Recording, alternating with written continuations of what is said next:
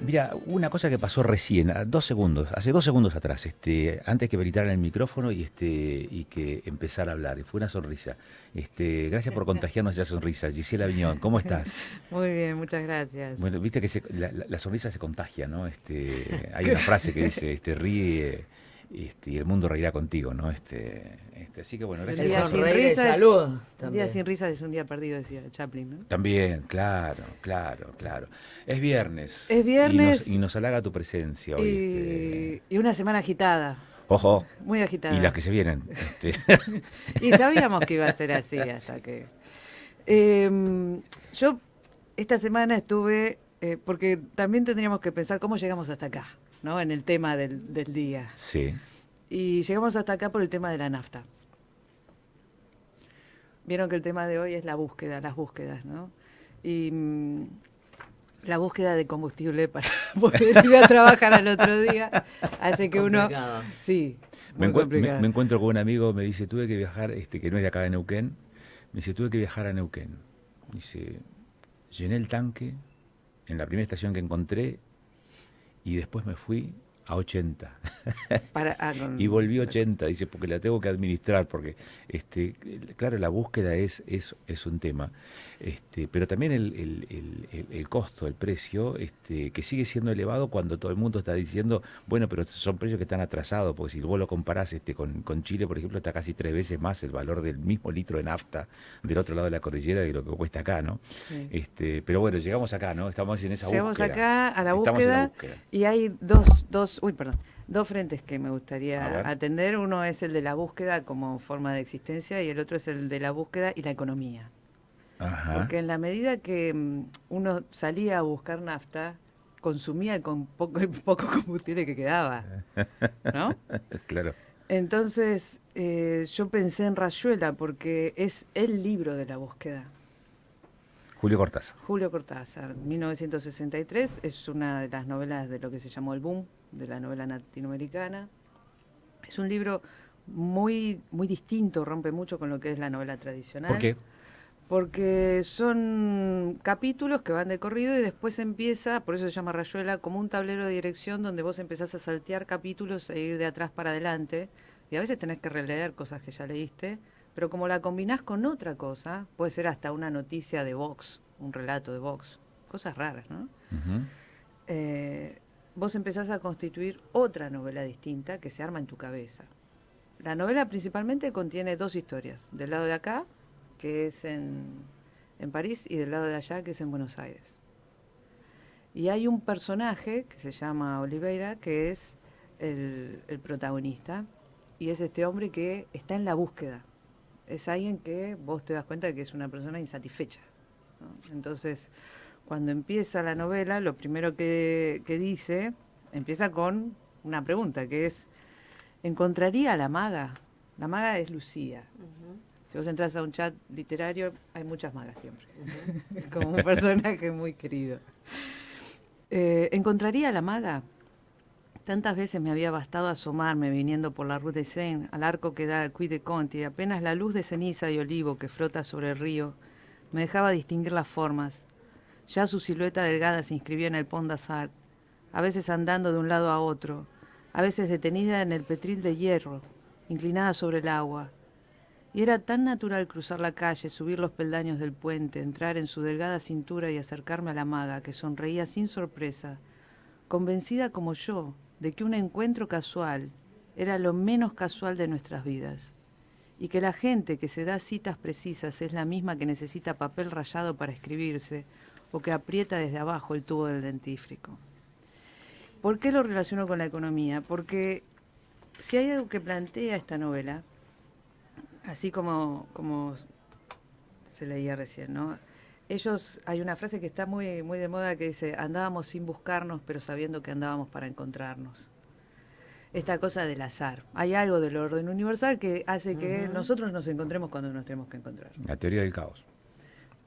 Pero es muy poético, ¿no? Porque él no quedó con ella en encontrarse en ese puente, pero ellos sabían que se iban a encontrar. Entonces las cosas pasan naturalmente. Entonces con el tema de la nafta, la nafta es esto, decís, yo sé que va a aparecer. ¿Cómo? No lo sé. ¿Cuándo? Tampoco lo sé. Pero sé que si busco va a aparecer. El punto es renunciar a la búsqueda. Porque esa renuncia a la búsqueda implica el estatismo, la pasividad total. Hay quien renuncia a veces a la búsqueda. Es que yo vi gente que dijo, no pienso ir más en el auto a ningún lado, ahora camino. Y vos decís, bueno, empieza otra búsqueda, otros tiempos también de traslado entre un lugar y otro. Pero en este movimiento es donde a mí me aparece el tema de la economía, porque hay una economía que también está tematizada en la novela, que es re interesante, A ver, que se llama la economía del potlatch. ¿qué es eso? La economía es una forma en la que se relacionaban ciertas tribus del norte de Estados Unidos, del lado del Pacífico, y de la colonia británica de Canadá, ¿no? Entonces, ellos lo que hacían eran celebraciones donde potlatch quiere decir regalo, donde la celebración era, bueno, un banquete, y después empezaban a regalarse cosas, pieles, también personas, ¿no? Pero bueno, era una cultura muy... Pero el punto era quién regalaba más, porque quien daba más desinteresadamente recibía más prestigio también. Claro. Entonces, en esta cosa de dar en la desmesura aparece también esto de, digamos, el gasto como transgresión. Pensemos que nosotros vivimos, por eso yo lo empiezo con el tema de la nafta, me sigue dando vuelta, una economía donde no puedo gastar de más porque no tengo cómo. Claro. Me tienen que pagar lo que realmente vale. Cortamos todo. Entonces es una economía capitalista donde en ningún momento de todo lo que yo escuché mientras estuvo ese problema apareció la idea de cómo hacemos para que la gente pueda seguir trabajando, pueda seguir yendo donde tiene que ir. Pero hoy también existe eso de cuánto tenés, cuánto valés por ahí, ¿no? Pero en nuestra sociedad. El potlatch obviamente fue prohibido por el gobierno canadiense en 1885 porque era una economía protestante que necesitaba que la gente trabajara y fuera mesurada. Pero lo que tiene esto es esta cosa de irracionalidad y generosidad.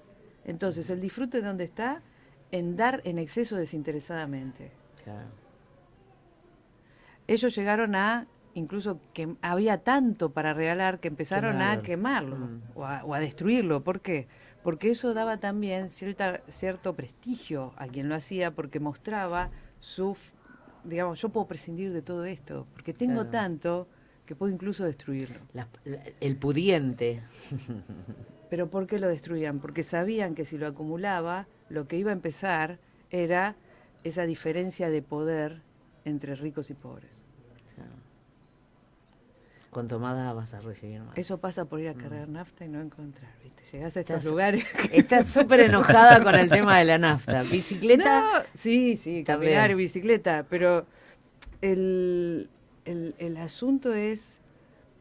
Yo veía, por ejemplo, no era el problema el auto, vos decís, bueno, son distancias cortas dentro de todo. Claro. Yo veía la fila de camiones que estaban esperando a que se hiciera de noche. Y vos te das cuenta que eran camiones que no eran de acá. Hay gente que tiene que llegar a determinado lugar, hay todo un comercio atrás, ¿no? Que quedó varado en realidad en un punto del país y tuvo que esperar hasta que llega el momento. Entonces, te encontrás con dos formas de encarar la vida también. Está el que está sacado totalmente y se va envenenando a medida que pasa el tiempo. Y está el otro que dice, no tengo nada que hacer más que estar acá, entonces bueno, vamos a hacer que este momento sea lo mejor posible. Nos planteamos días pasados, cuando veíamos colas interminables en las estaciones de servicio, cómo invertía el tiempo la gente que esperaba para cargar combustible, para llegar hasta el surtidor, ¿no? Si digamos, ese tiempo era invertido en escuchar radio, escuchar un podcast, escuchar música, leer o simplemente esperar. Los jueguitos. O los juegos en el teléfono. O quizás navegar en internet también a partir del teléfono. Porque el tiempo también es valioso para las personas. O sea, hay una inversión de tiempo que haces para llegar a cumplir ese objetivo que era proveerte de combustible. En varios casos, Agustín, ¿sabés qué vi? La gente bajaba del auto y compartía con el que estaba atrás una charla o un mate. Esas cosas también se pudieron ver en las colas. ¿no? Viste que aparece lo importante. Para mi forma de ver las cosas. Aparece la oportunidad de conectarse con uno, conectarse con la lectura, sí, conectarse con el otro. Y no puede ser que el disfrute pase en el momento donde no tengo que ser productivo. Fíjense lo que dice el libro. A ver.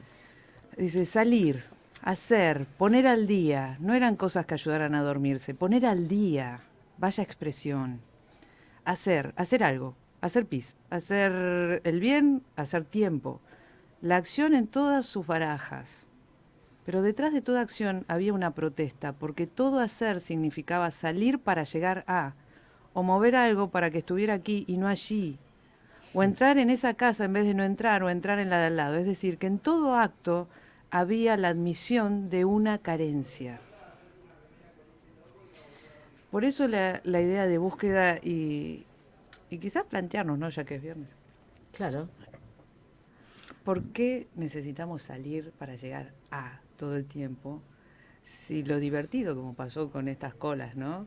Lo interesante aparece cuando vos no estás esperando llegar, vos sabés que estás ahí nada más. Y Cortázar tiene eso en muchos cuentos, como en La autopista del sur, en muchas de sus narraciones aparece esto. ¿Qué pasa cuando uno no está en ese modus de todo el tiempo tengo que hacer que el tiempo sea productivo? Y en ese espacio de libertad es donde puede aparecer lo que uno realmente desea o lo que uno realmente se merece. Y estamos tan al palo siempre que no nos damos cuenta de eso. Sí. Me quedó flotando la frase esa, hacer tiempo, ¿no? Como si el tiempo se hace, o el que se hace es la persona durante ese tiempo. Que me parece que pasa por ahí, tal vez, la expresión. Pone en tensión esto de cómo se utiliza el tiempo, ¿no? Si lo mirás desde una perspectiva productiva, una perspectiva que tiene que ver con la realización más tangible, o quizás con las realizaciones más emocionales o espirituales de la persona, ¿no? Esta palabra productivo, claro, en términos de qué es productivo, en términos de capitalismo, en términos de potlatch. Claro. Productivo era la celebración para esas tribus autóctonas, era el agasajo, era hacer que el otro se sintiera querido. Eso era lo importante. ¿Querido a cambio de qué? No, lo que era uno pudiera entregar. Claro, pero que el otro no pasaba por uno, sino por el enfrente. Sino por el otro, sí. Y uno directamente crecía en ese desprendimiento, en esa ofrenda. Rayuela es una novela que a mí me costó mucho empezar a digerir. ¿A digerir? Porque me daba cuenta que había tanta información que no entendía, tenía 17 años, ¿no? Y después, bueno, fue la novela que más veces leí, porque cada vez que la leo encuentro más, y uno aprende, ¿no? Va buscando las palabras en el diccionario, y no hace falta viajar a París para conocer París cuando se lee Rayuela. Está todo tan... Lo ves ahí. Bueno, el olor, fue escrita el en clima. París. Fue escrita en París. Fue escrita Rayuela. en París. Por eso es un libro que vale la pena leer y quizás no esperar a tenerlo en el auto para cuando pasen estas cosas, sino tenerlo en el auto, simplemente. Parás a la costa del río y te pones a leer sin necesidad de ir hasta la estación de servicio. Es un viaje, vale claro. La pena conocer a Oliveira, a conocer un hombre argentino, porque él es argentino, el personaje, y siempre dice, ¿no? Porque tengo que entender, tengo que poder llegar a captar realmente de qué se trata todo. Y la maga lo que propone todo el tiempo en ese encuentro con él es: el conocimiento se da cuando vos dejás de tratar de tener conocimiento. Vos ya tenés todo el conocimiento que necesitas. Necesitas escucharte. Entonces, ella es la posibilidad de acceder a uno mismo. ¿Eso nos falta, escucharnos? Totalmente. Demasiado ruido todo el tiempo.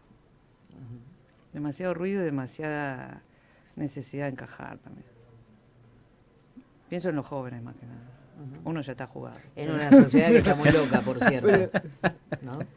Pero eso ya está jugado, suena a resignación. Pero uno ya tomó su decisión, es decir, bueno, yo necesito encajar o me van con la que soy. Sí. Me parece que a los 40 años uno ya tomó esa decisión.